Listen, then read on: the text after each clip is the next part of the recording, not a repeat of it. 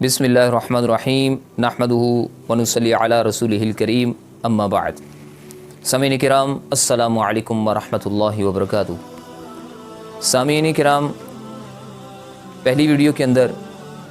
हम लोग अल्लाह के फ़ज़ल व करम से माह मुबारक ज़िल हज्जा के पहले 10 दिनों की अहमियत को समझ चुके हैं। आज इस नशिस्त के अंदर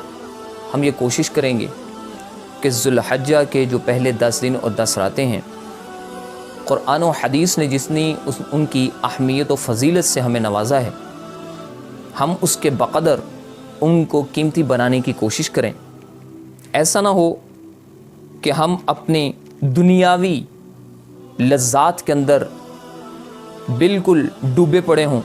और ये कीमती लम्हात जो कि कभी भी काबिल वापसी नहीं हो सकते, ये हमारी निगाहों से ओझल हो जाएं, हमारे हाथों से निकल जाएं। अल्लाह तबारक व तआला ने कुरान करीम में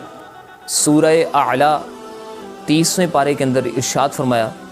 कि बल तुसिरून अल हयात दुनिया वल आखिरतु खैरुम व अबका, कि जब भी ये मुकाबला आता है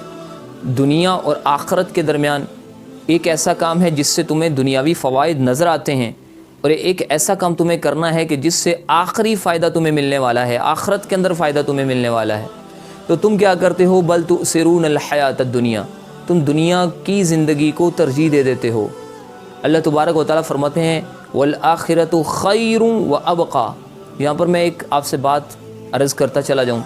कि अरबी में जो खैर का लफ्ज़ इस्तेमाल होता है वो 19-20 के फ़र्क पर इस्तेमाल नहीं होता, बल्कि उस चीज़ के दरमियान इस्तेमाल किया जाता है जिसके दरमियान ज़मीन और आसमान का फ़र्क आ जाए। अल्लाह तबारक व तआला इरशाद फरमाते हैं बल तुसिरून अल हयात दुनिया वल आखिरतु खैरुम व अबका, कि आखिरत दुनिया के एतबार से इस तरह जिस तरह ज़मीन आसमान का फ़र्क है और तुम जो है वो दुनिया की ज़िंदगी को तरजीह देते हो। तो इस वजह से हम ये आज की इस मुख्तसर सी नशिस्त में ये जानने की कोशिश करेंगे, जिस तरह हम दुनियावी कोई भी काम हो जाए हम उसको पहले सीखते हैं, पैसे लगाते हैं, उसको सीखते हैं, क्योंकि हमें ये पता है कि दुनिया के अंदर इसके हमें क्या फ़वाइद नज़र आ रहे हैं, क्या फ़वाइद मिलने वाले हैं, हम उसको सीखते हैं, उल्टा उस पर ख़र्चा करके उसको सीखते हैं, फिर उसका एग्ज़ाम हम देते हैं। एग्ज़ाम देने के बाद जब हमें एक डिग्री इशू कर दी जाती है, उसके बाद हम उसको करना शुरू कर सकते हैं। फिर भी हम शुरू नहीं करेंगे, फिर जो होम प्रैक्टिस होनी चाहिए, फिर उसके बाद इतना पापड़ बेलने के बाद दुनियावी एक काम हम शुरू करते हैं। तो क्या आखिरत के काम इतने सस्ते हैं? इतना सस्ता हो चुका है, आखिरत के एतबार से काम इतना सस्ता है कि हम लोग उसे किसी भी काम को जो इंतहाई अहम है, इतना अहम कि मेरा और आपका रब्बे कायनात उन चीज़ों की फ़जीलत को बयान करने के लिए कि ये समझ सकें कि इनकी फ़जीलत कितनी है, वो उनकी कसमें खा रहा है कि वल फ़ज्र व लयालिन अश्र व शफ़अ वल वत्र वल लैलि इज़ा यसर।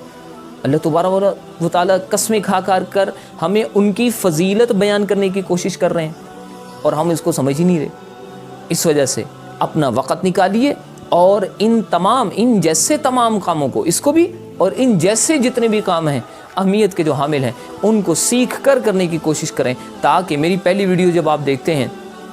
देखी होंगी या देखें, तो आपको उन वीडियो के अंदर मैंने ये बात अर्ज़ कर दी है सबके सामने कि देखें, नेकी का हर काम सीख के करेंगे तो आपको फ़ायदा होगा, वगरना इसका कोई फ़ायदा नहीं। तो आइए हम ये जानते हैं कि इस माह मुबारक के जो 10 दिन और 10 रातें हैं उनको हम कीमती किस तरह बनाएंगे। अल्लाह के नबी ने इरशाद फरमाया, जो हमने हज़रत अबू हुरैरा रज़ी अल्लाह ताला से रिवायत फरमाई थी कि जनाब नबी करीम सल्लल्लाहु अलैहि वसल्लम ने इरशाद फरमाया कि अल्लाह तबारक व तआला को दूसरे आम अय्याम के एतबार से ज़िल हज्जा के पहले 10 दिनों में इबादत बहुत ज़्यादा पसंद है,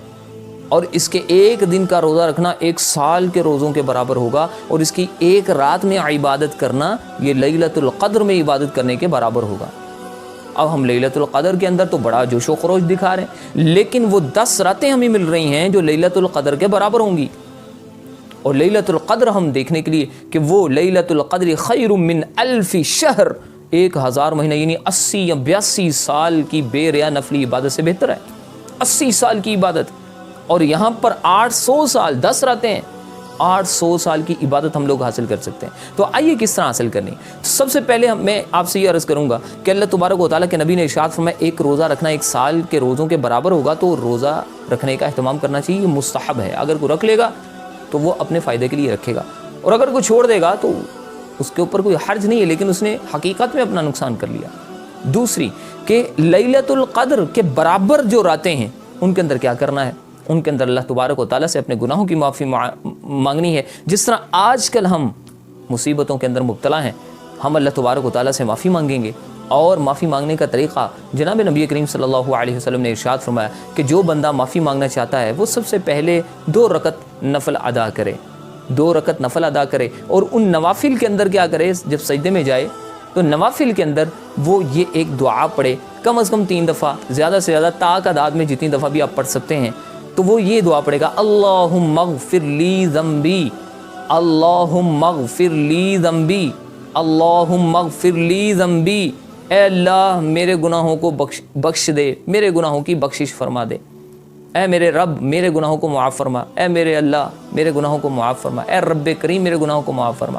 تو اللہ تبارک و تعالیٰ کے نبی نے ارشاد فرمایا کہ اگر آپ یہ عمل کرتے ہیں